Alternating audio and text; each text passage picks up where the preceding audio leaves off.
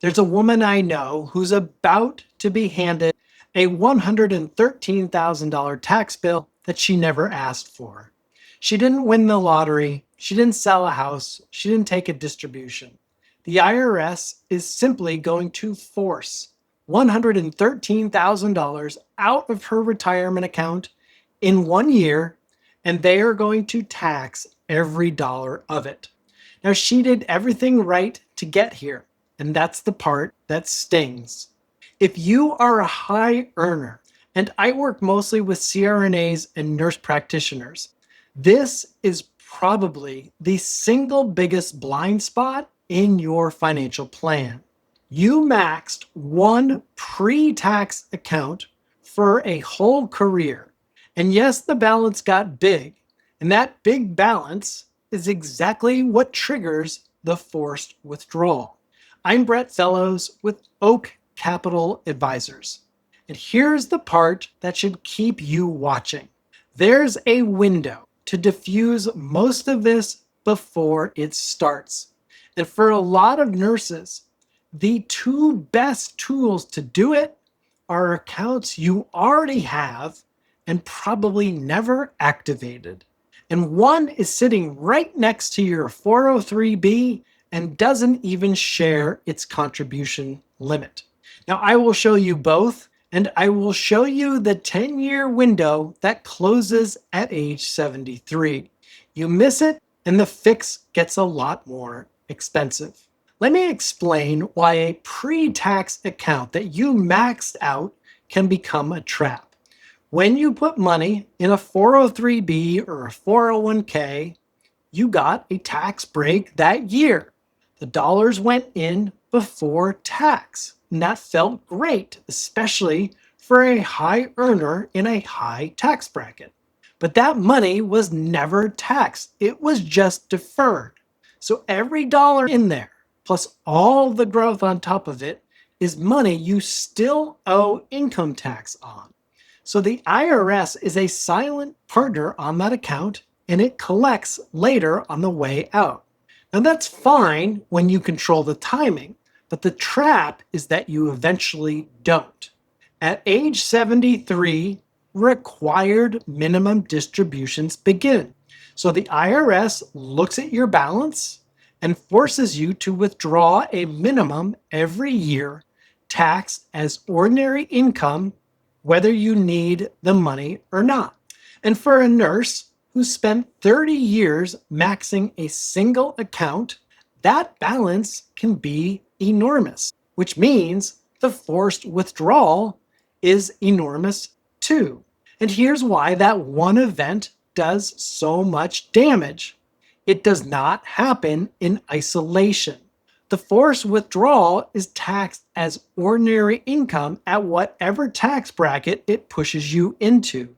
Then it makes up to 85% of your Social Security taxable. So in theory, it reaches over and taxes income you were already getting. Then it can push you across an IRMA threshold, which is the Medicare surcharge. And IRMA is a cliff. If you go $1 over the line, well, then your Medicare premium jumps for the entire year. All three of those hit in the same year, every year, for the rest of your life. And they get bigger as the RMD grows. Now, the reason this is specifically a nurse problem, earning nurses are some of the best savers I have ever worked with. A CRNA or an experienced NP has the income to max out. They also have the discipline to do it every year. And then there's a hospital that onboarded them into a 403b on day one and never mentioned anything else. So the money piles into one bucket faithfully for a whole career. That very habit that built the wealth is what concentrated all of it in the one place that the IRS controls. And that is the trap. It isn't a bad account. It's a good account used as the only account. You have one bucket, one lever, and the IRS controls it. So let me show you what this looks like on a real balance sheet. Denise is a CRNA, 60 years old, planning to retire at 63.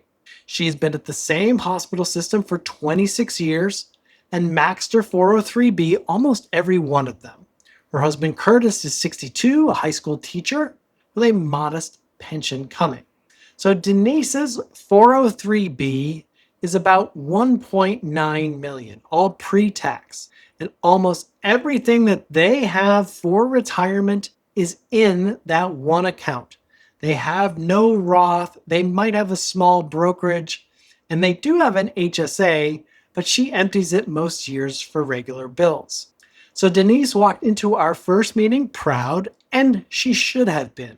She built that savings on a nurse's schedule, night shifts, long weeks for over a quarter century. But then we looked at what happens at age 73. Her 1.9 million, left alone and growing, projects to be around 3 million by then. The first required distribution on that is roughly $113,000 in a single year. And that is on top of Curtis's pension and both of their Social Security checks. So that combined income puts them well into a higher tax bracket, makes most of their Social Security taxable, and pushes them past an IRMA tier, making Medicare more expensive. And guess what? It climbs every year after. Now, Denise didn't ask for that income. She may not even want it. The RMD is what forces it out, it taxes it, and it drags everything else up with it. So here's what I told Denise. The 1.9 million is a wonderful thing to have built. The catch is that all of it lives in the one account where she has the least control over the tax. And she has about a 10-year window to change that. So the misconception is that a big pre-tax balance means you are set. All it means is that you saved well. It does not tell you what you get to keep. What decides that is whether you can control your taxable income in a given year. And right now, Denise can't, because everything she has comes out of one bucket as ordinary income on the IRS's timeline. So more saving won't fix it. What fixes it is giving herself more than one place to pull from before the forced withdrawals start. And once you see it that way, the goal shifts from a bigger balance to more control over the tax. So Denise came to me at age 60 before she'd taken a dollar out, which is the right time. Now, she can't undo 26 years of pre-tax savings, but she does have a window. And in that window, she can diffuse most of this. We call it the Deferred Tax Drawdown. The idea is to spend the low income years before RMDs deliberately moving money out of the pre-tax bucket at a tax rate that you choose, so that by the time the IRS starts forcing withdrawals, there is a lot less in there to force out. You are paying some tax on purpose now at a low rate to erase a much bigger forced tax bill later. So the shift is this. Instead of the balance just growing untouched until the IRS empties it out on its terms, you instead drain it down gradually on your terms into places the IRS can't tax again. So you trade a big forced bill in your 70s for a smaller voluntary one in your 60s. For a high earner with a low income stretch ahead of them, that trade usually wins by a wide margin. So here's how Denise and Curtis work the drawdown in order. So move one is we find their window. So Denise retires at 63, RMDs start at 73. They are delaying Social Security. That leaves roughly age 63 to 72, 10 years, where their taxable income is the lowest it will ever be again. I mean, Denise's paycheck is gone, RMDs haven't started, and Social Security is not on yet. So for most of that stretch, their tax return is nearly empty. That empty space is the whole opportunity. It is room in the low brackets that closes for good at age 73. Then move 2, we convert into Roth, filling those low brackets on purpose. And so each year in that window, Denise moves money from her 403b into a Roth and pays the tax now deliberately while her tax bracket is low. A Roth, of course, is the tax-free account. You pay tax going in, then the growth in every future withdrawal comes out completely tax-free.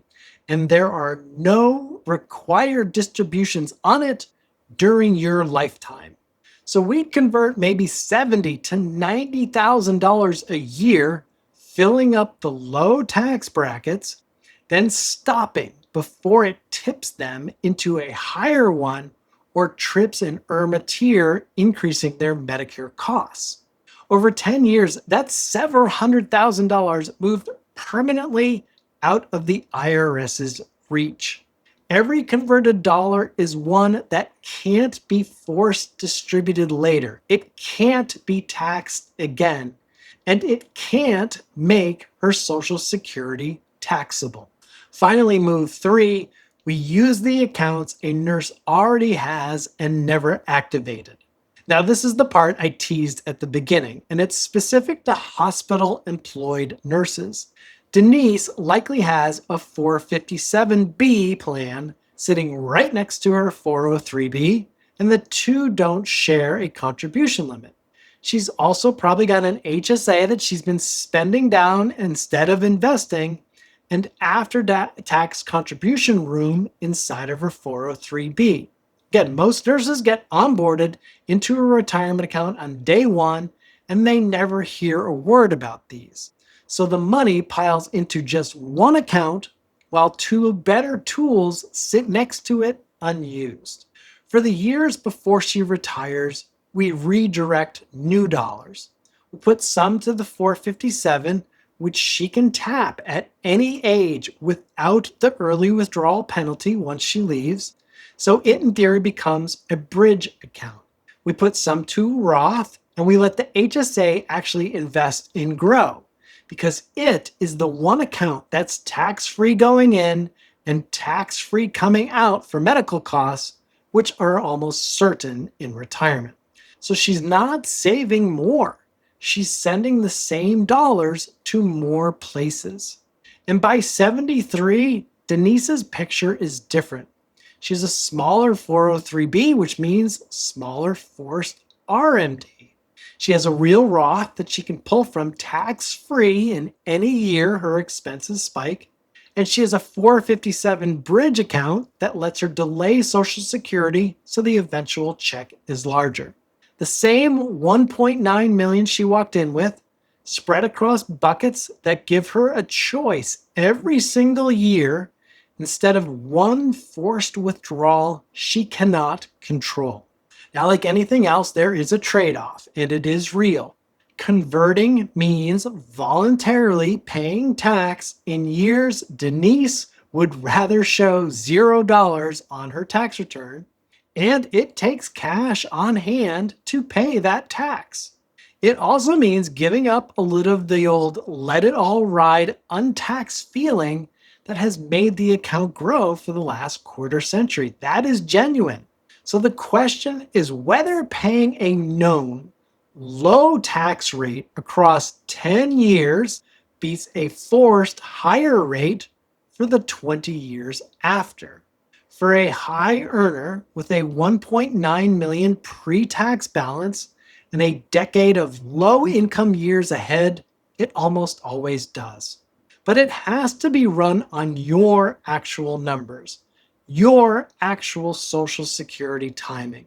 So this is by no means a rule of thumb. But the reason this works is simple.